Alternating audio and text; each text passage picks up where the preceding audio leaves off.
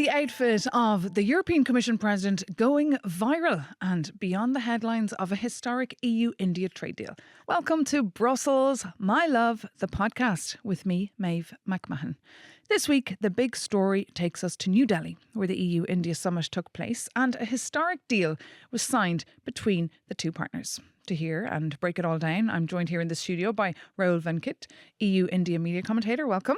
Teresa Kushler is also with us here in the studio, correspondent for Svenska Dagbladet, Swedish Daily. Welcome. Thank you. And Stefania Benaglia, EU Foreign Policy Advisor and Specialist on EU-India relations. Good to have you with us. Thank you very much. And you're even in crutches and you made it. Yes. Thrilled to have you. How are you all doing? Great. All good. All good. Getting through January. It's nearly February. And of course, we want to share this big story with our listeners that the Commission President had a pep in her step this week as the red carpet was rolled out for her and the rest of the European delegation, including President Costa and the Trade Commissioner Šefčovič in Delhi. We did it. We delivered the mother of all deals. After 20 years of talks, the deal she's referring to will cover a market of 2 billion people, meaning it eclipses even the EU-Mercosur deal. But before we talk about the deal, let's just go back, perhaps. I'm so thrilled to be joined by experts here around the table on EU-India relations. Stefania, will you just enlighten us and tell us how we got to this point? Oh, how long do we have? Well, not that long, because... No, well, let's say it's a 20 plus years old partnership that has been growing by the day. This is a culmination of a period that I would say is about 10 years. In the last 10 years, there was an after moment. After the last 10 years, it has been a constant increase. The FTA is, if you want, the most symbolic last achievement, is not the last one, is not the only one. The partnership has been growing.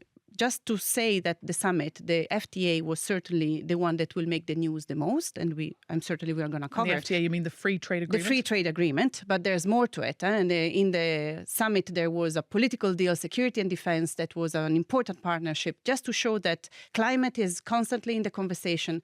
This conversation has ever been growing since the last 10 years, and it is certainly in the upward trend, which is important. Indeed. Ro, your take on all this? Honestly, to me, today is nothing short of historic.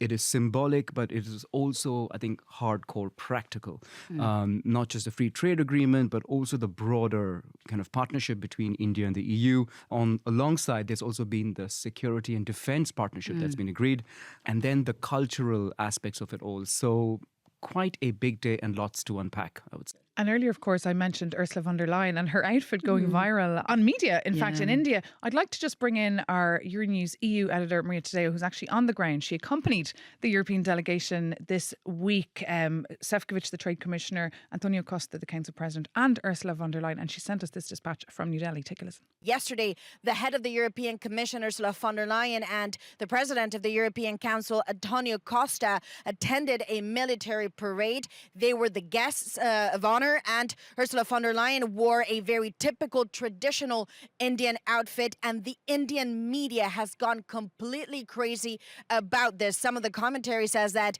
von der Leyen was a picture of elegance, of refinement. And of course, normally we would not comment on the outfit of a woman, but in this case, there was a lot of politics in that outfit. The goal was to show, again, a form of respect and appreciation for the Indian culture, and also show that at times, instead of calling your allies and partners weak and decaying, if you're polite, if you're nice, if you show you care about them, well, sometimes it pays off. And this time, of course, is in the shape of a new trade deal. This is all happening in Delhi.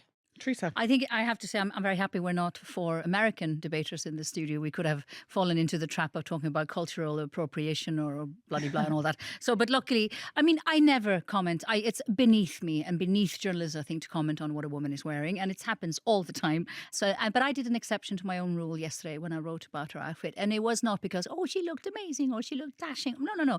It was because timing is everything in politics. The timing of this agreement is amazing. In backlash of Donald Trump and his tariffs and isolation, we needed this agreement now. So the timing, and also the timing of when to wear an Indian garment. This is how she charmed a whole nation, and she did it with such elegance. And like I said, it wasn't appropriation; it was appreciation. And I think the Indians really. I watched all the many of the Indian TV shows that were commenting. I think the timing of wearing that dress and the timing of the deal and the geopolitical time, everything was perfect in this meeting. Yes, But there's more to symbolism here, because for once, symbolism and symbolic gestures have been the history of EU-India relations. But this time, this summit is more than symbol, is actually meaningful. And again, the FTA is one part of it, is not the only one. I would dare even say is not even the major.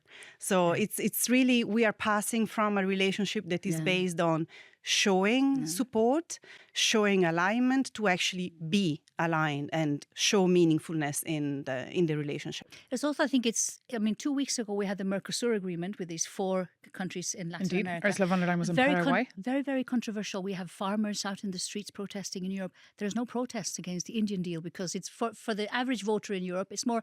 But that's because no one's heard of it yet. Nobody's heard of it, but it's because also there's been no national debate either. It doesn't affect our agricultural policy. Exactly. It doesn't, so it's more kind That's of true. palatable also for the electorate in Europe. So there again, it's a win-win story for the European Union, but without the backlash of all the protests and all the tedious debates. Even though the European Parliament will have to have a say, of course, on this deal as well. But Raoul, just back to her outfit, how did Indians feel about this? Did they feel it was a nice gesture?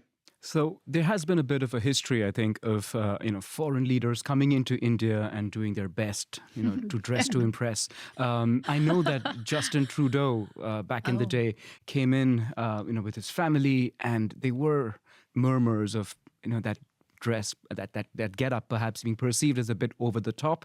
But I think in this case, it was just right. It was not cultural appropriation, but a celebration and a gesture that I think would go a long way in charming and warming hearts. Do you wear that kind of garment for the Republic Day normally in your family? Or? Well, more for weddings, I would say. Yeah, it's definitely more of a occasional outfit. And I'm lucky to have a sister-in-law from Kerala and managed to go to a wedding once in a stunning sari. I wish I could wear it more often. It's so beautiful. But let's go back to the details of this trade deal. I know that you said it's not, Stephanie, the main point here, but I think it has been one of the main headlines this week because, of course, the business communities here in Europe are thrilled. So I'm happy to say that from the Indian side, the feeling is that India has really made a lot of concessions, right? So the EU itself in its fact sheets will say that 95.5% of tariffs are being removed by the Indian government. This is exceptional for a very traditionally protectionist country like India, which has a lot of poor people to take care of. And so in this case, I know that the Indian side feels like it has really made a grand gesture. And now it's time for Europe and European companies to put, their money where their mouth is, come invest in India, create that infrastructure that can help both blocs grow together. Absolutely, I share this. I also share the fact that, so if you want to read, apart from the technicalities that will be cleared in the coming days, this was a humongous effort from both sides to pass from the strategic interest to the technicalities and to merge them and to make it work. There was a political decision to make it happen. This was a couple of years ago. By the way, just a little correction, because time also makes, yes, it's 20 years because they started in 2007, but they blocked the negotiation from 2013 until 2020. So they de facto started again in 2021 even. So if you think about it, stop and go, but also they started from zero in 2021 and have a deal concluded now. It's actually quite fast, considered what it is on the table and considering the starting point that they had. So they really did a remarkable work of starting from quite different places and coming to a compromise and understanding that this deal had to be done to the satisfaction of both sides. So it is, for once, I would say, a very satisfactory outcome. And that's why, Teresa, we saw before Christmas, a couple of months back, the 27 commissioners all travelling to India. That was also quite symbolic. And of course, Ursula von der Leyen making it clear at the World Economic Forum in Davos that the EU had other partners apart from the Americans. You can see why the Europeans were trying to rush this through as well. It's also, I think, a recognition of the EU as an entity, because I was thinking yesterday during the ceremony in India that French presidents have been travelling there on and off a couple of times already. It's been like, because France is the second biggest exporter of arms, not least, to India and certain countries. But this was the first time that the European Union as an entity was there. And I think it was a big pride for Costa and for Ursula von der Leyen, and also Kaja Kallas, who was there a little bit in the margin because of the security and defence part of the meeting. So it was, there is definitely something boiling right now, I think. And Raoul, I know you're very active here in Brussels. You've got the Bollywood Choir, a number of other projects. How are How can we get in? Seriously. And can you give us a little demo? Am I learning know. this now? After Ability to sing is optional, so you're already in. Yeah. I'm curious to hear how the Indian diaspora who are based here in Brussels, how they're feeling about this deal. Is it something you discuss when you meet socially? It's a very good question. So I think from that perspective, I think worker mobility, right, that has been on the table for a long time. Do Indian workers who have to jump through so many bureaucratic hurdles? So industry wants them, but then ministries of immigration don't really accommodate for this need. And we must remember that when they come over, they unlock billions in downstream when they plug these economic loopholes in the country. So they are most concerned with, okay, so if I am now in Belgium, will I now also be able to work in Germany, in France? You know, is there that worker mobility? And apparently today, the Indian Prime Minister Narendra Modi, along with von der Leyen and Antonio Costa, has announced that yes, this is part of the deal. So details will come through in the 5 or 6 months it takes for all of the paperwork to be translated into the different EU languages and then passed through the EU Parliament and then ratified by the Indian government as well. So it will take some time.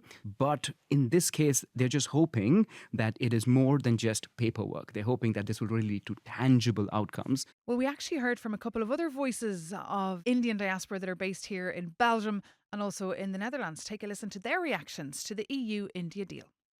I am not surprised at all, and this is actually a welcome decision which clearly signals towards a new geopolitical alignment for sure. I mean, yes, on paper it is an economic trade deal, but I would call it a game changer deal that directly reflects the consequences of the Trump's administration. To me, it is not a desperate or panic-induced collaboration at all, but an important opportunity for India to become an influential collaborator of the EU, if not an equal partner.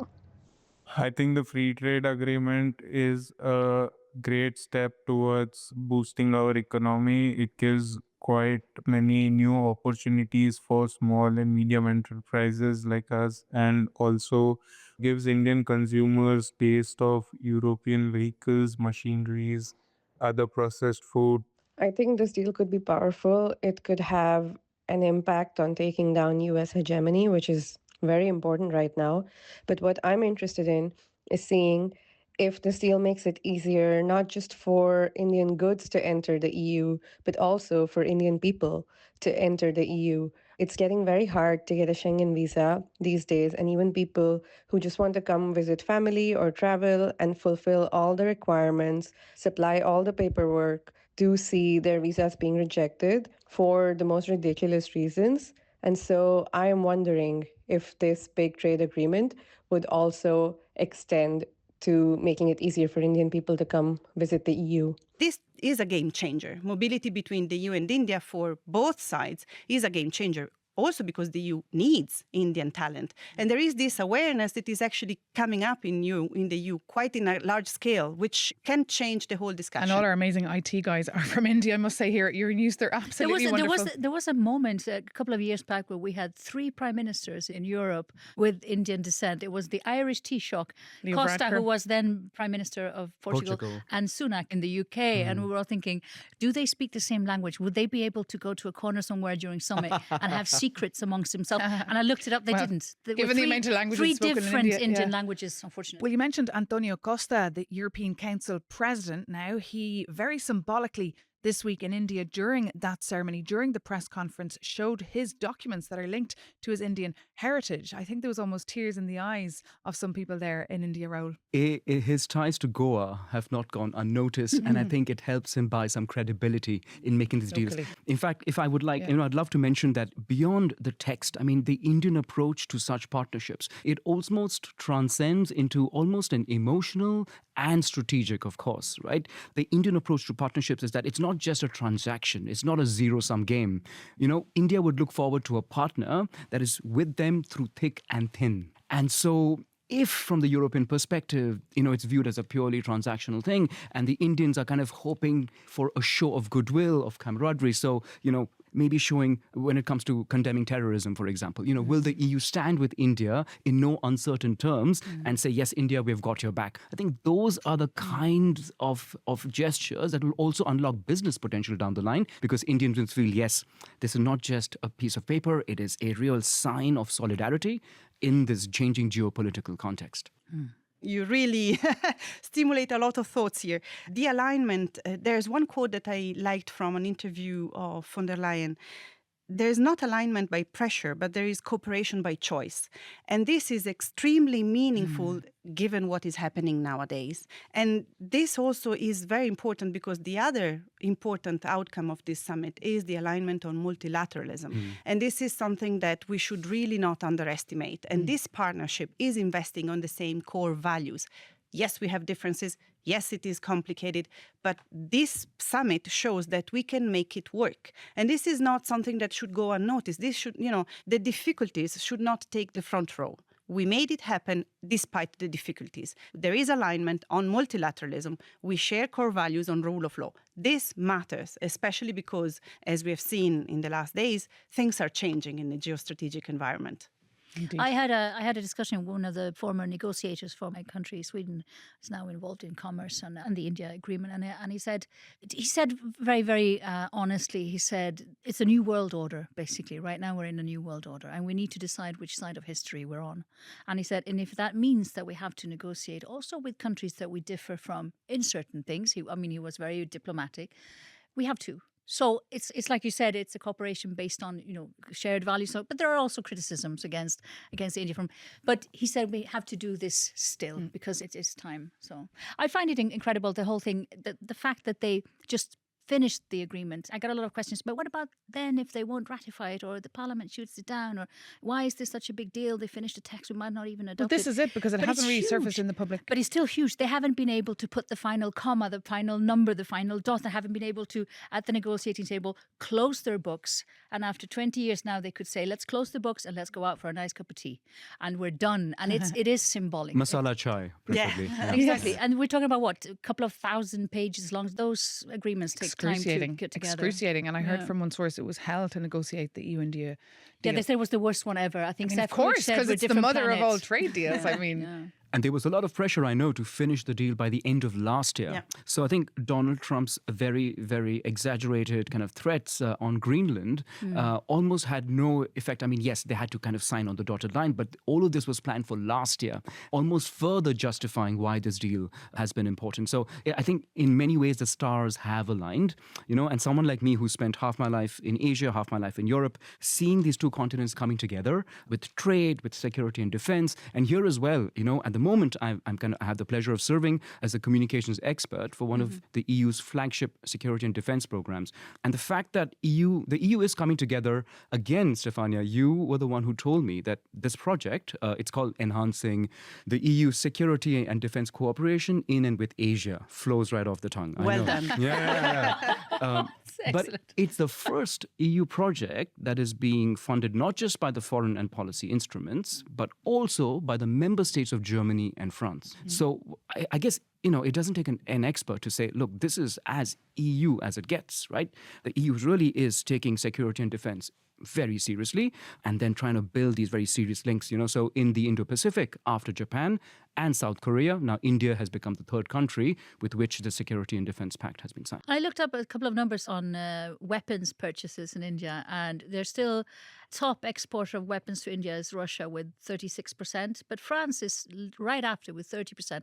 So I'm wondering if one of the first effects we might see of the new security and cooperation is that the European companies and Indian companies are kind of push out Russia as the main supplier. I don't know. What do you think? Well, Russia is the elephant in the room when the EU and the India meet. Yeah. There is certainly the security and defense. There is the energy, which is actually the other one that is coming into the conversation, which is also, again, an outcome of this summit, because energy purchases are very much part of the relationship with Russia from India.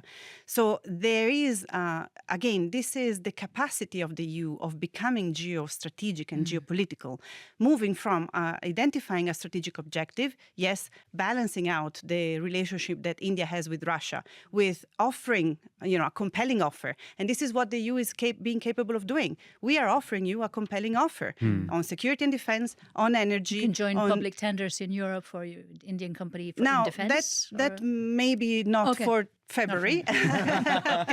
You're skipping ahead there, Teresa. Just to add to Stefania's point, actually, one must remember that the India-Russia relationship goes back to the non-aligned movement. So it's decades and decades. And so the EU is a relatively new entrant in this phase. So it would really have to come up with something fantastic for India to kind of let go of its traditional ally, right? I'm also wondering if it would have looked different if there was a British Ursula von der Leyen. I mean, the Brits are not in the EU anymore. So, but what if it had a British trade commissioner, a British who would dress up in an Indian kurta is the name of the garment. Could that fly in at a parade in India? It would take a lot more than just dresses, yes. But point well taken. Okay, well, for more, of course, on that deal, you can take a look at euronews.com. But we'll have to leave it there. Thank you so much, Raoul, Teresa and Stefania, for being our guests. And thank you also to David Prodheim and to Alice Carnevale, our podcast producer, for making sure everything comes together behind the scenes. And if you're not already, you can listen to Brussels, My Love on Apple Podcasts, Spotify, or wherever you get your podcasts. You can also find us on euronews.com or on YouTube. And if you like what you hear, do write us a review and, of course, spread the word about Brussels, My Love, the podcast. See you next time.